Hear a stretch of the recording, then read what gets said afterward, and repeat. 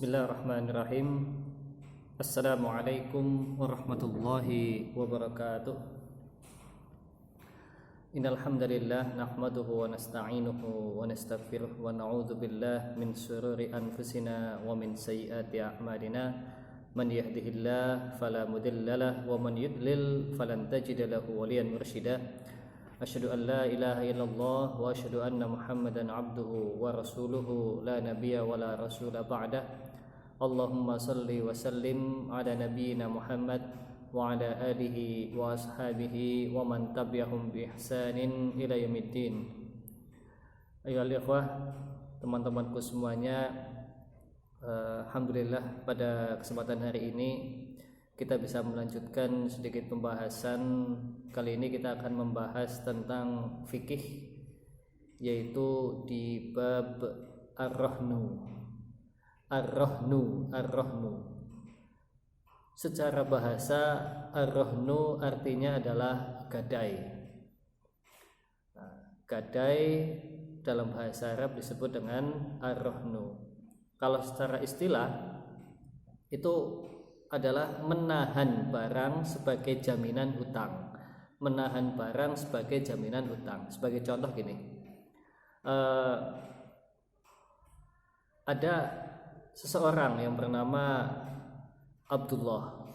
Abdullah ini ingin minjem uang ke Samsul, karena mungkin Samsul kurang percaya gitu ya dengan Abdullah, maka Samsul meminta jaminan berupa barang kepada Abdullah. Nah, barang jaminan itu disebut dengan ar-rahnu. Dasar dari ar-rahnu ini adalah dari surah Al-Baqarah ayat 283 yang berbunyi, wa in kuntum ala safarin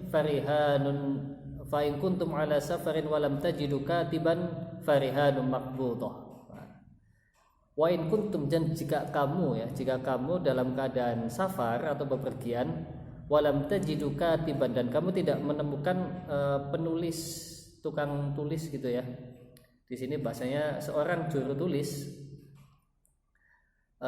Farihanun maqbudah, maksud juru tulis ini adalah juru tulis hutang gitu ya, hutang piutang. Farihanun maqbudah, maka hendaknya ada barang yang bisa dipegang.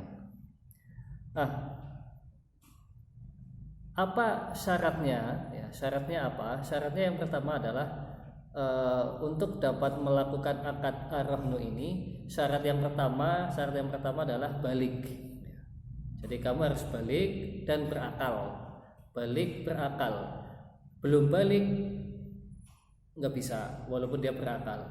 Balik tidak berakal juga nggak bisa. Masa orang gila ingin minjem gitu ya, otomatis kalian juga nggak akan percaya walaupun dikasih jaminan. Orang gila.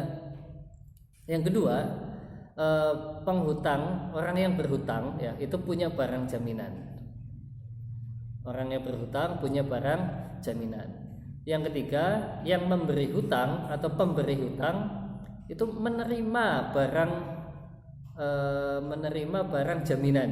Barang jaminannya itu diterima.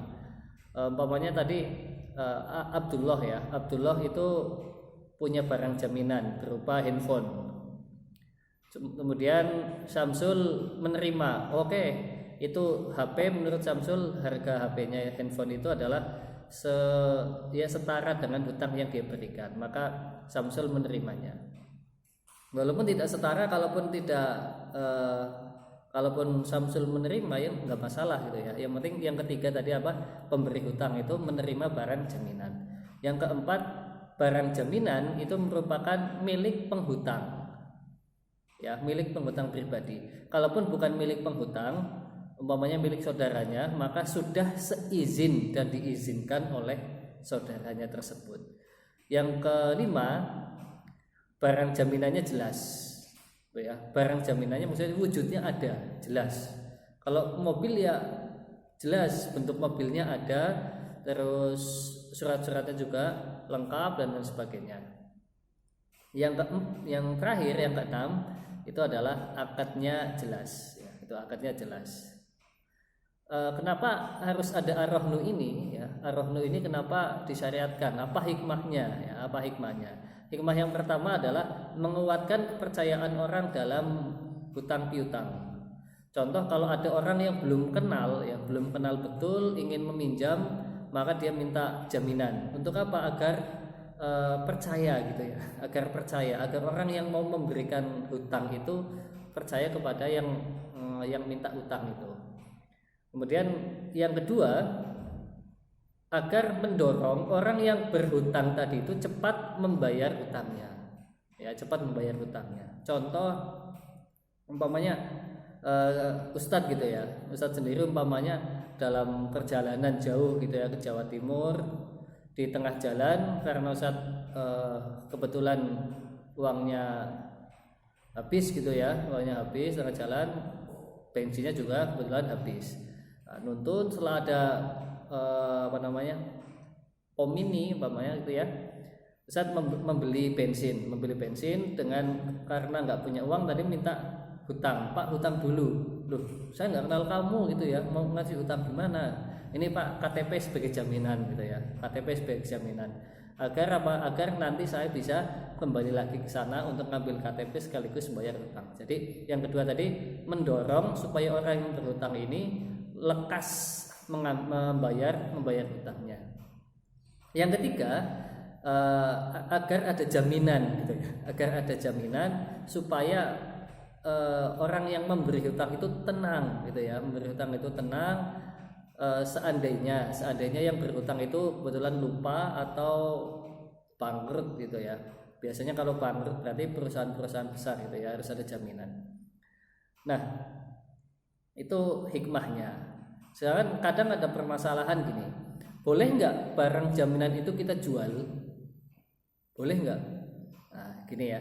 Yang pertama, jika telah jatuh tempo, umpamanya jatuh tempo itu batas waktu pelunasan hutang ya.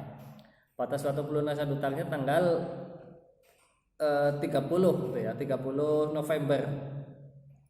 Nah, kebetulan sudah tanggal 30 November, yang berhutang ini belum bayar juga. Yang pertama caranya harus mengingatkan, ini lo udah jatuh tempo, kamu harus bayar hutang. Kalau enggak barangmu saya jual gitu. Nah, itu yang pertama. Kemudian langkah selanjutnya adalah apabila tidak bisa melunasi ya, maka tidak bisa langsung kita jual begitu saja, tapi harus dilelang ya, harus dilelang di badan lelang gitu ya. Kalau nggak salah di Purwokerto ada rumah lelang di sebelah sana, saya lupa alamatnya ya, di dekat Tanjung kalau nggak salah. Nah, dilelang lewat lembaga lelang. Nah, kemudian hasil lelangnya umpamanya harga HP-nya tadi itu, handphonenya adalah dari lelang 3.500.000 ya. Hasil dari lelang handphone 3.500.000. Kemudian hasil dari lelang itu hutangnya berapa? Kalau hutangnya hanya 3 juta, maka kita yang punya hutang, yang memberikan hutang itu hanya boleh ngambil 3 juta. Yang 500.000 kita kembalikan kepada yang berhutang. Nah, seperti itu gitu ya. Itu sedikit ya, sedikit tentang ar-rahnu, yang disyariatkan dalam Islam, dan itu juga boleh karena bersandar tadi dari surah Al-Baqarah 283 yang berbunyi, ini potongannya ya, ini ayatnya sangat panjang, satu lembar. Wa in kuntum ala safarin farihanun maqbudah. Itu saja, semoga dapat diambil hikmahnya dan pelajaran ini bermanfaat bagi kita semua. Usikum wa iyaya wa nafsi bitaqwallah wa qad fazal muttaqun. Assalamualaikum warahmatullahi wabarakatuh.